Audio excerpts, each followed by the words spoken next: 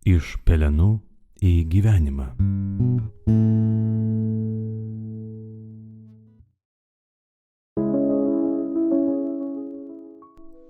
Viešpatie,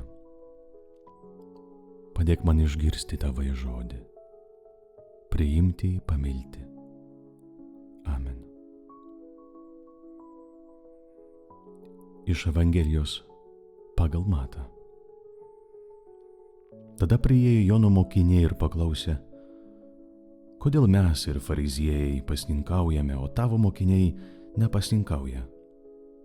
Jėzus atsakė, argi gali vestuvininkai gedėti, kol su jais yra jaunikis? Ateis dienos, kai jaunikis iš jų bus atimtas, ir tada jie pasninkaus. Tai viešpaties žodis. Jono mokiniai ir fariziejai pasninkavo, siekdami patraukti Dievo dėmesį, kad laimėtų jo malonę ir gailestingumą. Kaip darome ir mes kartais.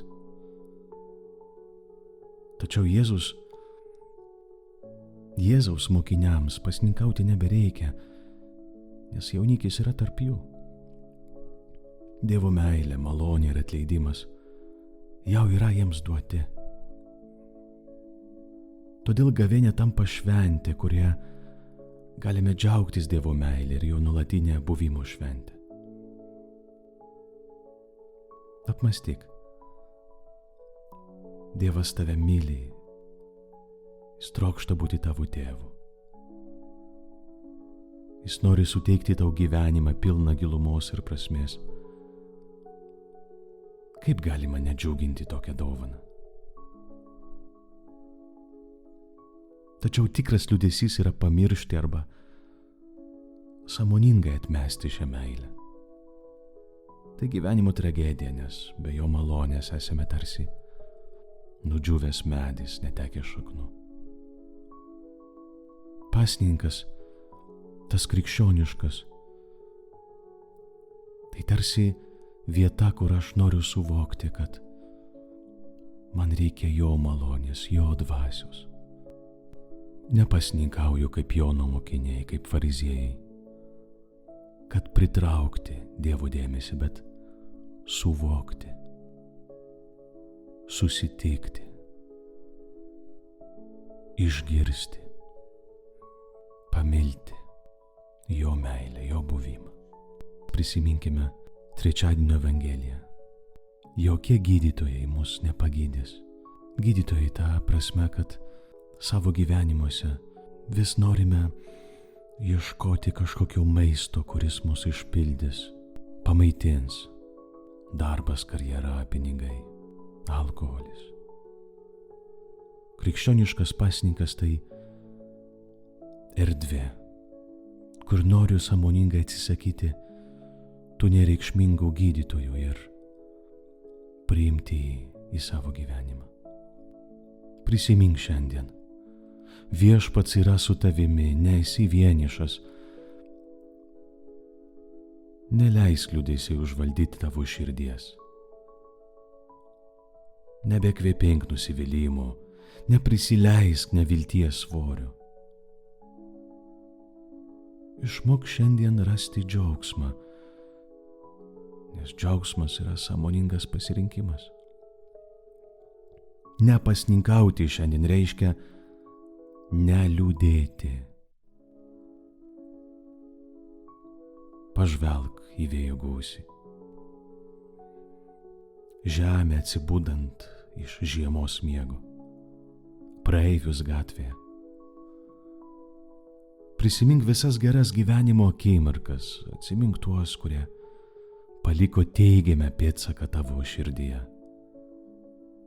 Ir prisimink tas akimirkas, kai pajutai Dievo artumą. Ir džiaukis, nes su tavimi yra jaunikis. Tai yra Jėzus. Kviečiu dabar tave kartu pasimelsti ir atsistoti prieš savo Kūrėją. Bet atsimink, dabar mes susitinkam ne su Dievu, kuriam reikia įrodyti savo vertę, ne su tuo, kuriam reikia maldauti, kad mus pasigailėtų, bet susitinkam su geruoju Tėvu, kuris mane ir tave myli ir per Jėzų Kristų atstatė santykį su manimi ir tavimi. Tėve, šiandien paliestas tavo žodžio, prisiminiau, kad tavo sūnus yra su manimi. Jis yra tas, kuris šventina ir perkeičia net mano sudėtingą gyvenimo istoriją. Jo vardu šiandien iškilmingai atsisakau liūdesio ir skundų, kurie uždaro mane nuo gyvenimo pilnatvės. Atsisakau neigiamo požiūrio į save ir savo destruktyvias mintis. Aš nesu klaida. Atsisakau neigiamo požiūrio į artimuosius ir draugus. Atsisakau pesimistinio požiūrio į istoriją, nes tu esi jos dalis. Jėzaus vardu atsisakau baimės dėl ateities, sveikatos vaikų. Atsisakau visų baimių, kurios mane įkaitina ir paralyžiuoja. Ir garsiai skelbiu, kad Jėzus Kristus yra mano viešpats ir gelbėtojas. Tai jam pavedu savo gyvenimą. Jis yra mano prasmė ir tikslas. Jis yra mano mintis ir viltis. Aš tikiu tuo. O tu?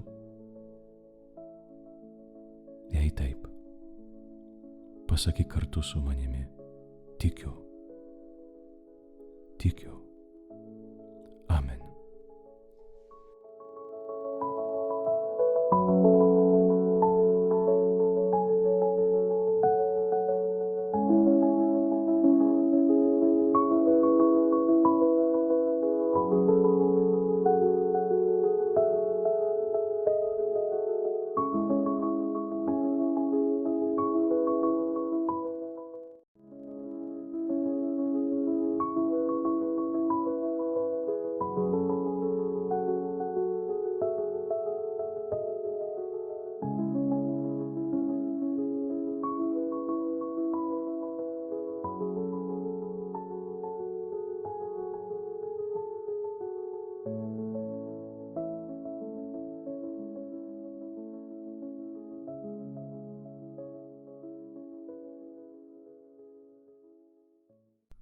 Iš pelenų į gyvenimą.